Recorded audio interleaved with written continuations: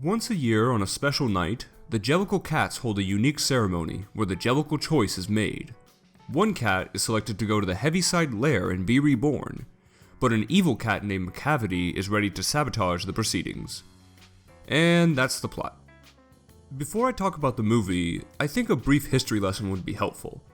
The musical Cats, produced by Andrew Lloyd Webber and based on a collection of poems by T.S. Eliot, debuted in 1981 and became a massive commercial success. It lacked a traditional narrative, instead focusing on its sets, music, costumes, and choreography. This was the show that brought about spectacle-driven productions. So when the trailer for this film dropped a few months ago, I was instantly curious how they would adapt a storyless play into an actual movie. The short of it is, they didn't. This is a pretty straightforward translation from stage to screen, and it yields some frankly disastrous results. And I'll cut right to the chase. This movie is horrendous. Turning the play into a motion picture was bound to happen sooner or later, but I don't think this is what anyone had in mind. And no, the 1998 direct-to-video version does not count. There are so many bizarre choices made that culminate to make this project feel less like a film and more like a dreadful, surreal experience. I feel sorry for anyone who goes into this movie not knowing that Cats is essentially a long series of characters introducing themselves through song and little else, because they'll have no idea what's going on. The stage version can get away with not having a prominent plot, because it can rely on its tangible production values. The movie doesn't have that benefit, so the absence of a story becomes a major problem. Without a consistent narrative to follow, the film quickly abandons its audience. It jumps from one song to the next with minimal hesitation, and the songs don't tell a story either, they just describe the current cat of interest. So it's very easy to get lost in this terrible feature. Not only that, but there's no sense of progression because of this unconventional structure. As such, it feels like we're meandering through a hellish nightmare with no end in sight. There are some minor changes made for the film to help with this, however. Victoria, the ballet cat, is now the protagonist, having been abandoned by humans and discovered by the Jellicles. She's the audience character, someone we're meant to relate to as she's introduced to this new world. And Macavity, who in the play only appears once or twice, has a larger presence throughout the picture. Other than that, you're pretty much on your own trying to decipher this ridiculous piece of work. Not to mention that these two alterations don't do much to help anyway. Sitting in the director's chair is Tom Hooper, famous for The King's Speech and 2012's Les Miserables. I'm not too familiar with his filmography, but after seeing this atrocity, I'm seriously questioning his directing skills. Hooper doesn't seem to know how to shoot a big musical like Cats, which is easy to tell by how the song and dance sequences are presented. Most of the time, you can't even see the dancer's footwork, which is arguably the most crucial aspect of the choreography. It's usually cut off from the bottom of the frame. Other times, he shoots so far away from the dancers during the ensemble numbers that you can't appreciate what they're doing, let alone see it. He had me for a second at the beginning, though. I thought he was going to do something pretty fascinating by guiding the audience through the movie by way of the city's landscape. The movie was slowly making its way around the town in cohesive fashion, which was interesting and had me paying attention. It was a way of giving us something to follow in lieu of a story. But after a while, this idea is tossed, and we end up traveling from place to place with little rhyme or reason and no sense of the geography. This wouldn't be that big of an issue if it hadn't been set up for the first portion of the film and then forgotten about. But perhaps the most baffling detail is how he chooses to shoot the big show-stopping song, Memory. This is supposed to be the emotional pivot from which the story leaps into its finale.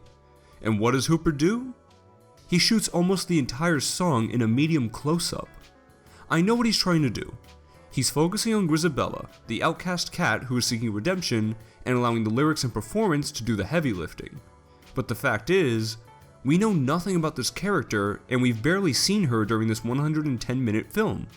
So we have no investment with Grizabella, and therefore, that bewilderingly static and dry camera work lands with a humongous thud. A lot of fuss has been made about the look of the picture, specifically the anthropomorphic cats. Opinions have ranged from, it looks a little creepy, to world-ending abomination. Personally, I think the visual effect itself is very good. The digital fur technology, yes, that's what they've called it, is well done. It's the actors' movements that frequently make it off-putting. In addition to this, the CGI settings tend to stick out terribly, with the cats often looking like they're dancing on air. But if we're going to talk about bad visual effects, then look no further than the mice. So, for some reason, the mice in this movie have children's faces on them, and it looks awful in the scariest way possible. And to make it even worse, they appear in the same scene as cockroaches who are played by humans, and both are eaten during a musical number where a cat is explaining that she eats them to give them employment. This film is out there. By the way, I was fortunate enough to catch the rushed version of the movie, where the visual effects are unfinished. Some of the cats still having fully human hands with no fur, one of them clearly wearing a wedding ring, and other miscellaneous details like this are easy to spot. Universal is re-releasing it soon with updated CGI work, but I'm actually really glad I watched this cut because it just added to this whole experience.